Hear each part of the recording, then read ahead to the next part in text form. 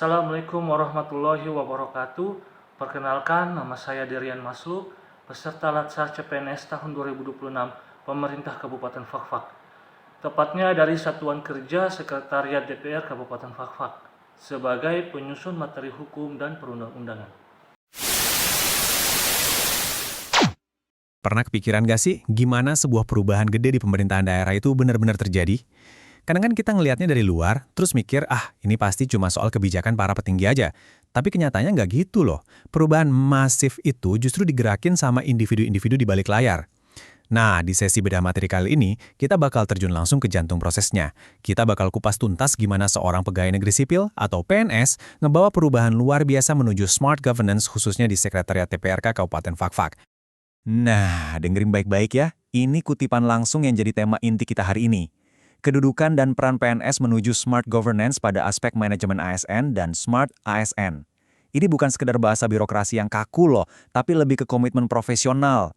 Ini tentang gimana posisi seorang PNS kalau dikawinkan sama manajemen yang pas dan mindset yang melek teknologi bisa jadi fondasi utama buat pemerintahan yang super modern.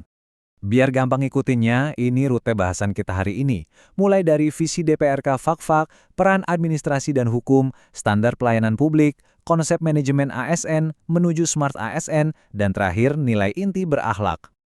Oke, kita masuk ke bagian pertama, visi Sekretariat DPRK Fakfak. Kita mulai dari gambaran besarnya dulu ya. Visinya adalah mewujudkan pelayanan administrasi dan fasilitasi DPRD yang profesional, akuntabel, dan transparan, menuju Kabupaten Fakfak yang mandiri, sejahtera, aman, dan berdaya saing. Keren banget kan kata-katanya? Tugas-tugas admin harian yang mungkin kelihatannya sepele, sebenarnya itu jangkarnya ke satu tujuan akhir yang luar biasa, yaitu bikin Fakfak jadi kabupaten yang mandiri dan kompetitif. Tiap ngetik dokumen, tiap merapihin berkas, semuanya itu kontribusi langsung buat visi besar ini. Terus, gimana cara nurunin visi megah tadi ke dunia nyata?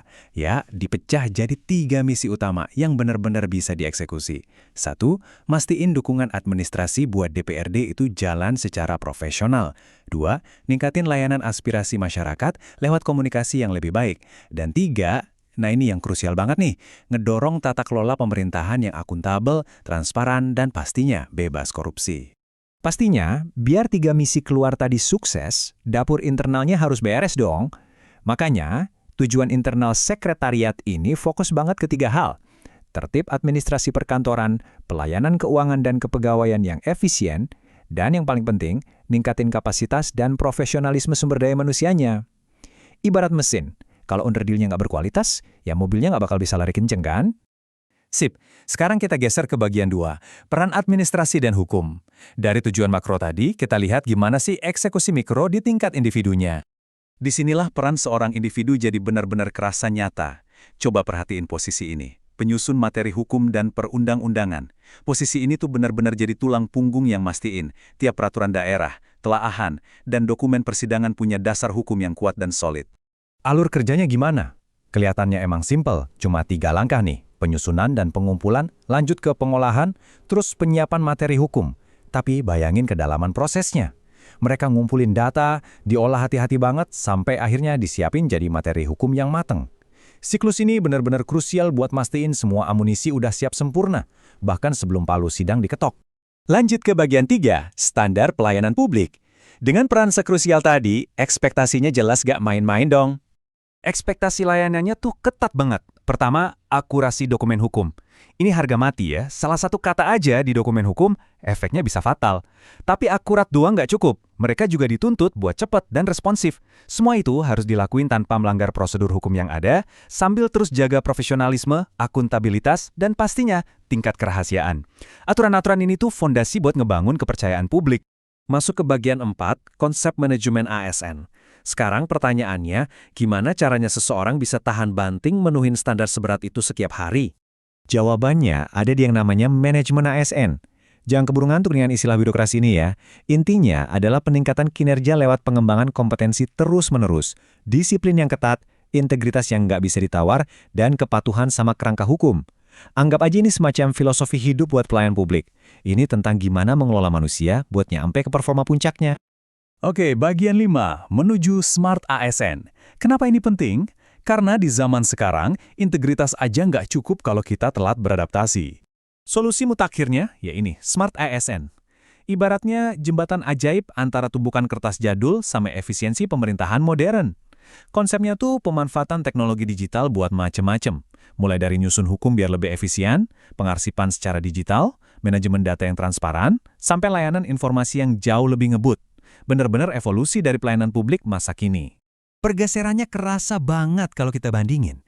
Dulu, ekspektasi standarnya ya asal disiplin ngantor, ngerjain tumpukan map berdebu, selesai. Tapi Smart ASN, gak gitu lagi. Sekarang mereka wajib bisa arsip digital, jalanin sistem data yang transparan, punya kemampuan mikir kritis, dan bisa adaptasi kilat sama regulasi baru. Mindsetnya benar-benar digeser total dari analog ke digital. Terakhir, bagian 6. Nilai-nilai dasar berakhlak. Karena secanggih apapun teknologinya, tetap butuh kompas moral biar arahnya jelas. Di materi ini ada 5 nilai inti yang jadi pegangan mutlak. 1. Berorientasi pelayanan alias masyarakat selalu di depan. 2. Akuntabel, semua tindakannya bisa dipertanggungjawabkan. 3. Kompeten di bidangnya. 4. Adaptif sama segala bentuk perubahan zaman. Dan 5. Kolaboratif, jago kerjasama. 5 poin ini tuh yang ngebentuk fondasi profesionalisme pelayan publik zaman now. Pada akhirnya nih, semua visi makro, standar tinggi, dan teknologi cerdas tadi, ujung-ujungnya balik lagi ke satu hal krusial. Komitmen harian sang pelayan publik. Inovasi yang dilakuin hari ini, sekecil apapun itu, bakal ngasih efek domino yang luar biasa buat kemajuan daerah. Pertanyaannya sekarang, melihat struktur yang udah secanggih ini, gimana daya tanggap dan inovasi Anda sendiri bakal ikut ngebentuk masa depan Kabupaten Fakfak jadi lebih maju dan berdaya saing? Sesuatu yang menarik banget buat direnungin kan? Makasih udah ngikutin sesi bedah materi kita kali ini, dan sampai jumpa di pembahasan seru berikutnya.